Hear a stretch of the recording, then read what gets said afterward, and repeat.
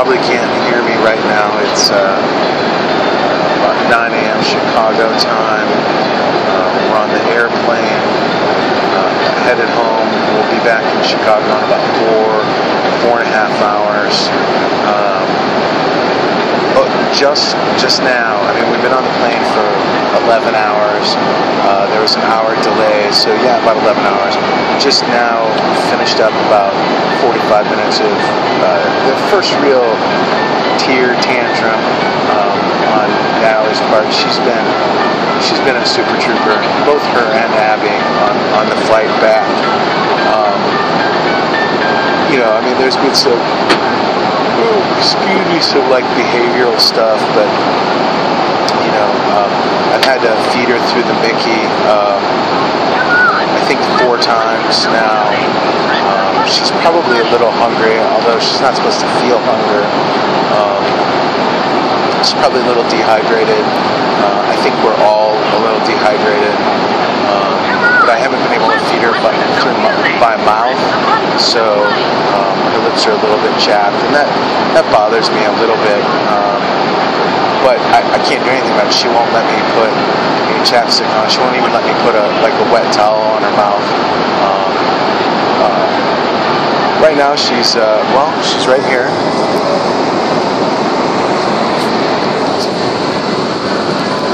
Say hello, Natalie. Can you say hello? Say hi. She's playing with her one of her favorite toys. It has like the alphabet on it, and every letter individually lights up red, and it's crazy psychedelic, and I'm sure it's like burning stuff into her dream retinas, and she's gonna have like these like bizarre hypnotic dreams for weeks. I'm trying to limit its use, but she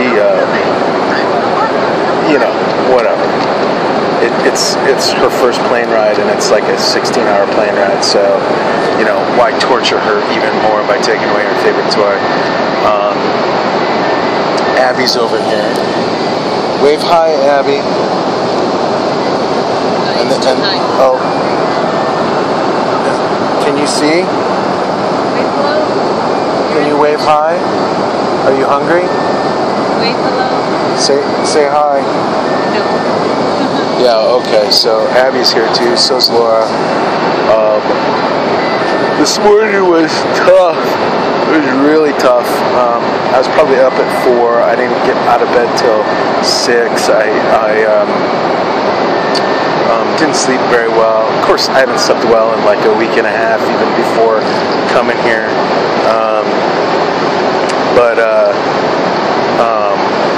You know, had to feed, bathe.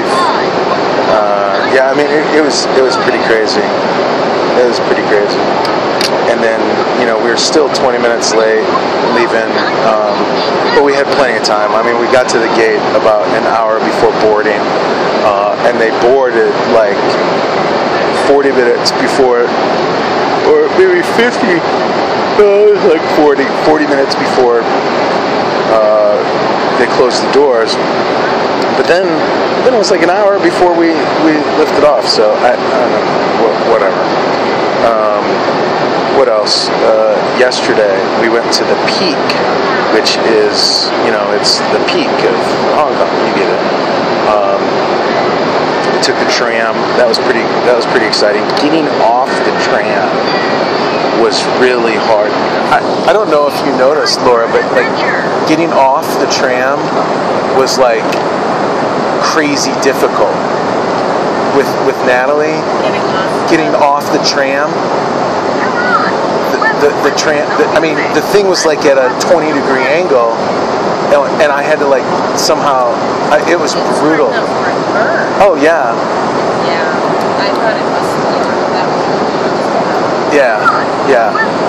The stairs were a piece of cake compared to just getting off the tram. And then, like, people were giving me, like, crazy, dirty looks because it was taking me so long to get off the tram. Yeah, and you know what? I've been getting some dirty looks on the plane, too, and I'm just like, whatever. you can give me a dirty look, but you know, when I look right back at you and you like hide your face, you know.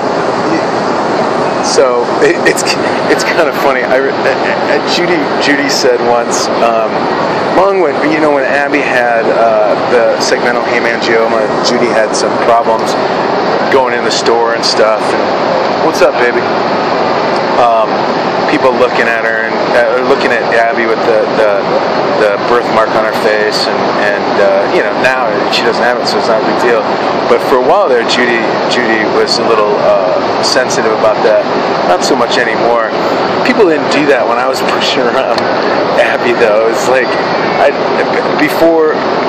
know. You just kind of sense before somebody gives you a dirty look that they're like possibly the kind of person that will give you a dirty look, and so you kind of just smile at them and say, hey, how are you? Are you having a good day? And then it's like they can't give you a dirty look at that point because that superficial American politeness kicks in, and it's like, oh, I'm fine, thank you, and I'm really working hard trying not to look at your special needs daughter. So I kind of look forward to that. But the personal space thing, oh man, the personal space thing here in Hong Kong and in some of these, I don't know, just completely non-existent. And so like, trying to walk with Natalie is really difficult and it's slow. And people they just have like no sense of space and so I'm like looking right at people the second before they run into Natalie, and I'm like, excuse me, and then they stop. Oh, I'm sorry. It's really kind of funny. I'm just making a video. Say hi. Say can they see you? No? Okay. Well, some neighbors. They're in the dark. They're there somewhere. Little video journal. Yeah. Okay. And I think those were some people that I was like complaining about personal space about. So anyway, speaking of personal space, I'm a little loopy right now. But yeah, I mean, like I've had to like give people the Heisman as they're like about to run over at Natalie or Abby in the stroller. I'm just like, whoa, hey, and it's as soon as they see the gargantuan red-bearded white guy with freckles, it like the sea of people stop. But it's bizarre. It's like I got to make a spectacle to be seen.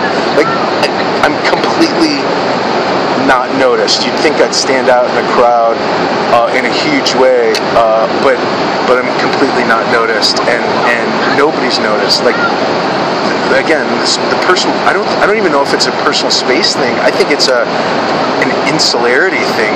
Nobody has any clue how close they are to other people. Natalie's doing really well right this minute. A lot of tears about a half hour, 45 minutes ago. And then the other thing on this plane, there's got to be about like a half a dozen families who just adopted little boys and girls from Hong Kong or China. They might be making like a connecting flight from somewhere. Yeah, as a matter of fact, within like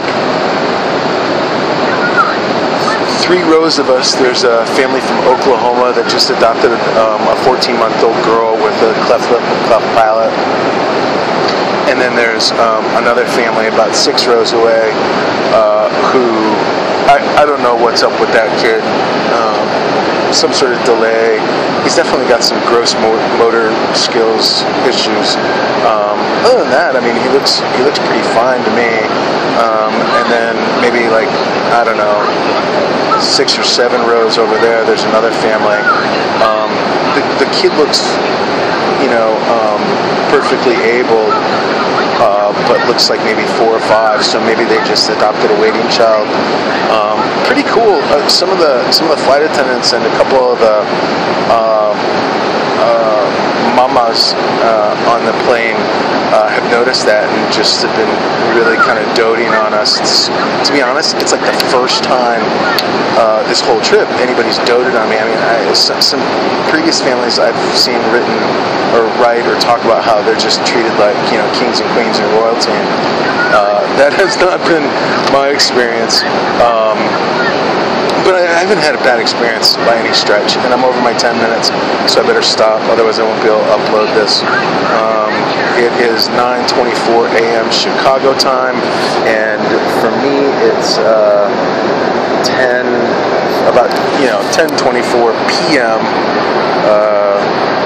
Friday, and I've been up since 4 a.m. Friday, so yeah, whatever. Peace.